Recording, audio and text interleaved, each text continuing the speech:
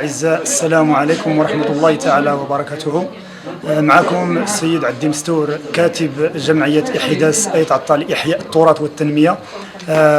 بغيت نعطيكم واحد النبذة على الجمعية بديناها من 2011. والمقصود ديالنا في الجمعية واحد المقصود اللي هو بغينا نحتفظوا على الموروث الثقافي اللي هو لقيناه أبا عن جد. وهذه الثقافه نتمنوا ان شاء الله بحول الله عز وجل الناس ديال المنطقه اللي عندهم شي امكانيات، اللي عندهم الدعم معنوي او مادي، يعني يساندونا باش هذا الموروث الثقافي يبقى ما يمشيش في الانقراض. ولهذا كنتمنوا ان شاء الله بحول الله عز وجل يديروا معنا الناس اللي في اليد، واللي هو واحد الشعر ديال المنطقه محلي. الجمعيه كتمارس هذا الفن هذا وهذا الشعر هذا اللي هو محلي، يعني ما كتمارس شي فن اللي هو خارج المنطقه اللي هو الجنوب الشرقي، وكيعبر على أيتعطى. والخطاب الملكي اللي هو وجهه على الشعب المغربي احتفال بالسنه الامازيغيه.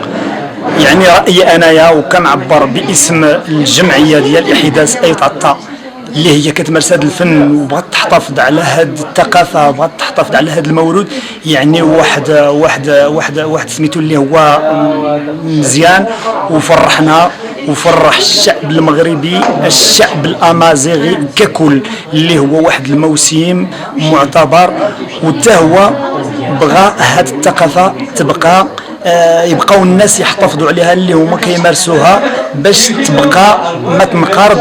وكنتمنى ان شاء الله هاد الاجيال اللي هما جايين مورانا باش يعرفوا ما هو الفن، لانه هو لقيناه ابا عن جد. خصنا نعترفوا به بانه راه فن ثقافي امازيغي، يعني بحال لقيتي واحد الجد ديالك خصك تحتفظ عليه ما تفرط شيء فيه. ولهذا كنتمنى ان شاء الله هذا الميساج يوصل للناس باش يتعاونوا معنا، لان الا ما كنتوش نتوما حنا راه ما يمكنش نكونوا وما يمكنش نكونوا الساحه الفنيه حنا بوحديتنا. وكنتمناو منكم المشاهدين ممثلين يعني يديروا اليد في اليد كما حنا معكم، وكان وعدكم دائما احنا معكم في الساحه الفنيه، رهنا الاشاره ومرحبا بكم. وكنتمناو ان شاء الله ننالوا الاعجاب ديالكم في اي مكان واي زمان. ولهذا اتمنى ان شاء الله هذا ونقول له يعجبوا. السلام عليكم تنميرنا.